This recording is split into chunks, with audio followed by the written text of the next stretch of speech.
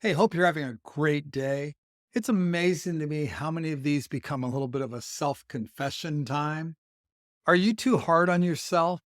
I know I am, and I think many of us have a similar type personality. For instance, I'll tell a little story on myself. It's always me I'm thrown under the bus. I've got this tendency to be way too hard on myself. I'm always experimenting with things to see how they work for my body. I'm very healthy. I'm 70-year-old. I'm fit.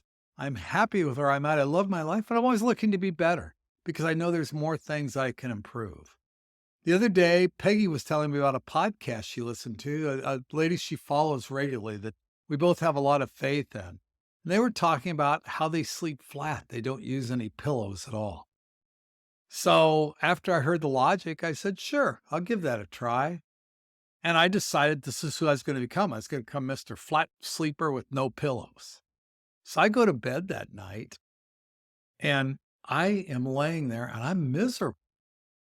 I'll tell you why I'm miserable because I had this thing when I was a kid. I had a lot of fear and I slept on my tummy, I think to protect. I talk about sometimes in class how a lot of us walk around with our chest caved in because we're protective. We're protective of our heart. Man, I was afraid of the boogeyman and monsters under the bed and all kinds of fun things like that. I mean, I'm not going to get into that. But I really wanted to be this person who could sleep flat. Well, I couldn't. And I tossed and turned all night. And the next day, I accept who I am. But the next day, all day long, I had this little nagging, doggone it, you're just not what you should be.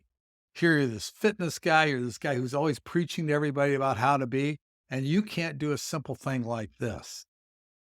Didn't wipe out my day, but made it a little less than optimal. And I have other issues, like I'm cutting back on coffee right now. I want to test it. I want to see if maybe I'm drinking too much caffeine. Those of you that know me, I'm good for 6 to 10 cups a day. Well, on Saturday, I cut that back to 3, I believe it was, and I quit at like noon. And in the evening, I noticed how much better I felt. Well, on Sunday, I got up and I ended up having 5 or 6 cups of coffee. And then I also had one after dinner for dessert.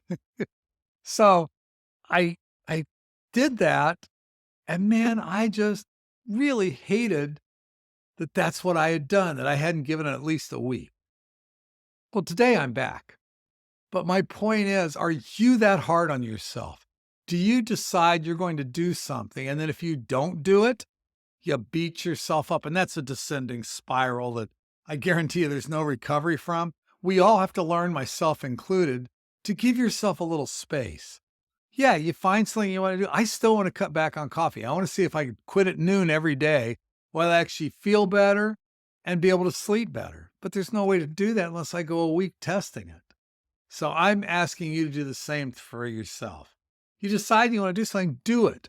But if you blow it a couple times, don't beat yourself up. Just say, okay, it's harder than I thought. And then, but I still want to do it. So give yourself permission to ease into whatever it is you want to do. Now, tomorrow I'm going to talk a little bit about maybe you need to step back and take a look. Do you really want to do that? It's an interesting thought. And I will be sharing that with you tomorrow. So look for tomorrow's podcast. But for today, let's stop beating ourselves up, okay? Let's make ourselves better. I mean, don't stop that, but stop beating yourself up. Yeah. And with that, move well, stay healthy, be happy. I do believe finding a purpose and living with passion helps too. Talk to you tomorrow.